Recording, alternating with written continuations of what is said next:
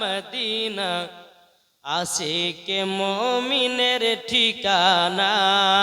বেশক বেশক সুবহানাল্লাহ।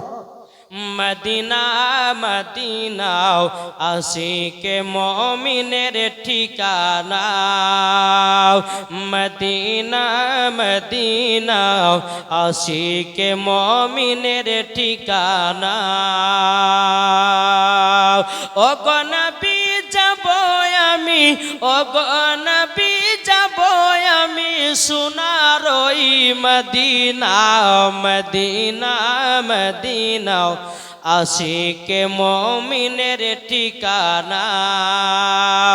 যাদের দিলে আছে নবীর ভালোবাসা, যাবে তারা চলে শুধু সোনার মদিনা। যাবে চলে শুধু গো সোনার মদিনা।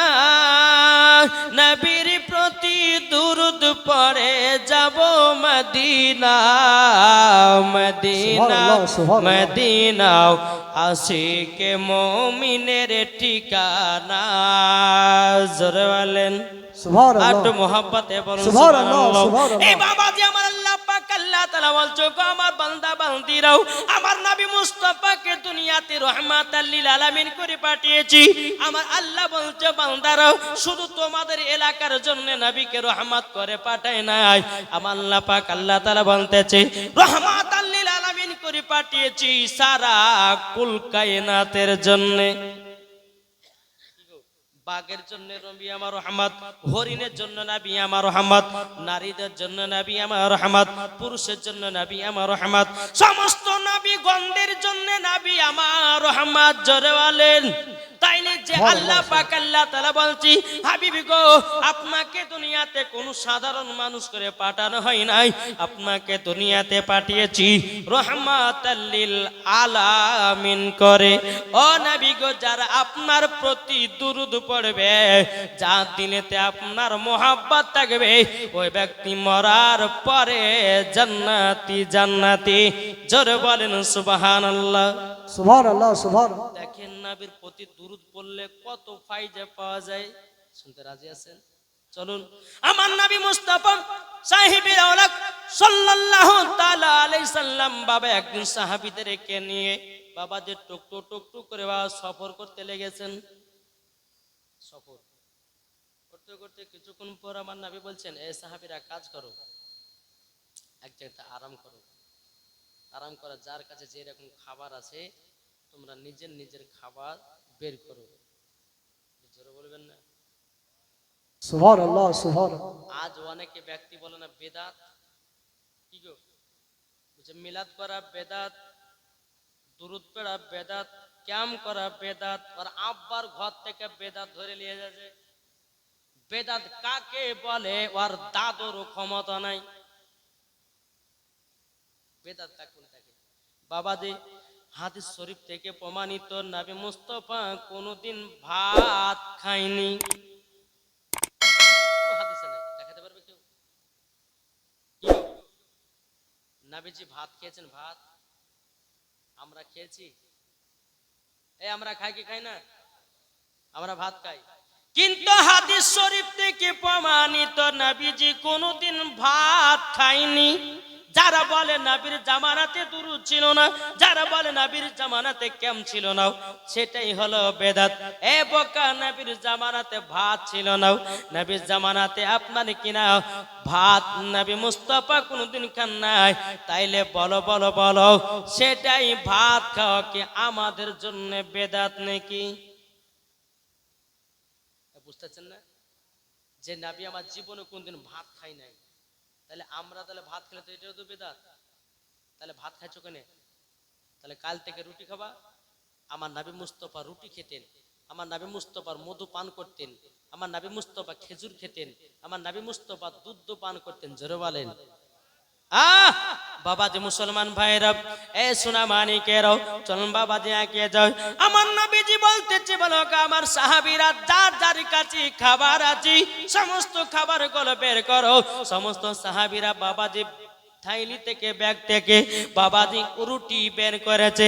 রুটি বের করার পরে আমার নবী মুস্তাফা বলতেছে, বলো গো আমার সাহাবীরা, রুটি যে খাবে তো তরকারি সালন আছে নাকি? সমস্ত সাহাবীরা বলছে, ইয়া রাসূলুল্লাহ, ইয়া হাবিবাল্লাহ, নবী গো, আমার কাছে তে সেই তরকারি সালনটা নাই। বেরাদুল ইসলাম মুআদ্দিন সামানিক রাম, আমার নবী মুস্তাফার মাথা মুবারকের উপরে একটা মৌমাছি যেন গুনগুন গুনগুন করে আওয়াজ করতেছে। সাহাবীরা বলছে, ইয়া রাসূলুল্লাহ, ইয়া হাবিবাল্লাহ, নবী গো, আপনার মাথার উপরে একটা মৌমাছি যেন গুনগুন গুনগুন করে আওয়াজ করতেছে। ও নবী গো, আপনার বলুন নাও, এই মৌমাছিটা কেন সারাক্ষণ গুনগুন গুনগুন করতেছে?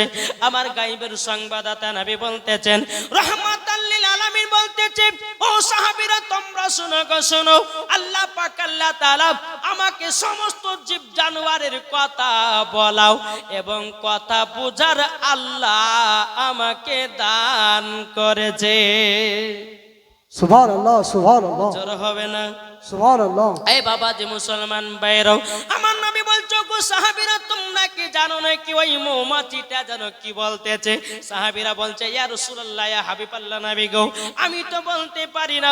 আমার নবী মুস্তাফা বলছো গো সাহাবীরা, তবে শুনে রেখে দাও, শুনে রেখে দাও, এই মৌমাছিটা বলছে, বলে নবী গো, ওগো নবীজি, রুটি খাওয়ার জন্য আপনাদের কাছে কোনো তরকারি নাই। ওগো নবীজি, আমাদের একটা মৌমাছির চাক আছে, ওই চাক থেকে মধু নিয়ে আসেন। কে বলছে কথাটা? মৌমাছি। এই মৌমাছির কথা বোঝে কি? আমার নবী মুস্তাফা। এই জ্ঞান কে দান করেছেন? আল্লাহ দান করেছেন। বাবা যে সাহাবীর অবাক, ইয়া রাসূলুল্লাহ, ইয়া হাবিবাল্লাহ, নবী গো, আপনি তো মৌমাছির কথা বুঝতে পারেন।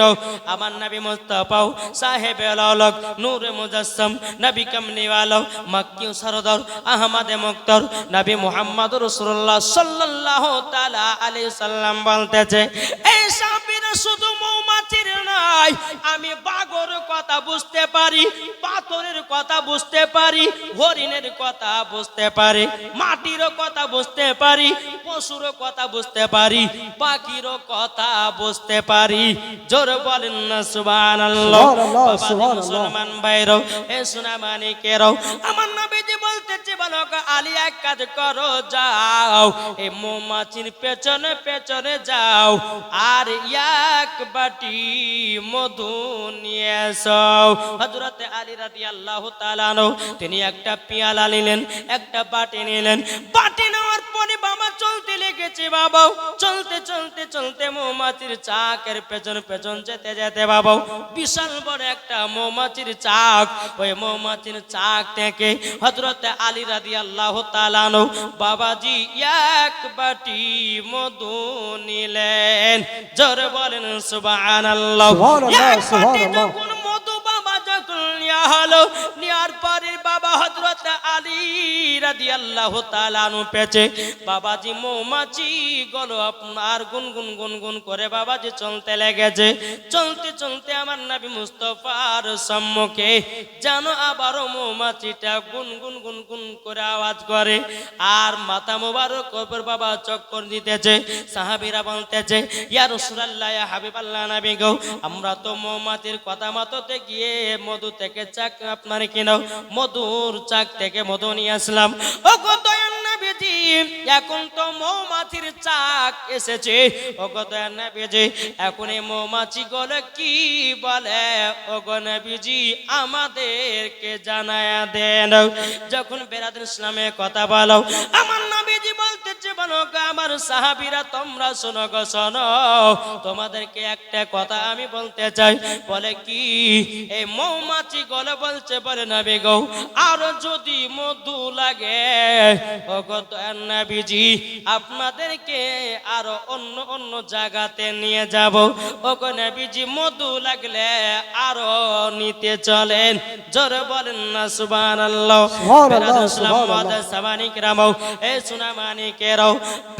সমস্ত সাহাবীরা বলতেছে, বলো গো আমার নবীজি আরো জানো মধুর কথা বলতেছে, ইয়া রাসূলুল্লাহ ইয়া হাবিবাল্লাহ নবী গো, আমরা কি মধু আনতে যাব নাকি?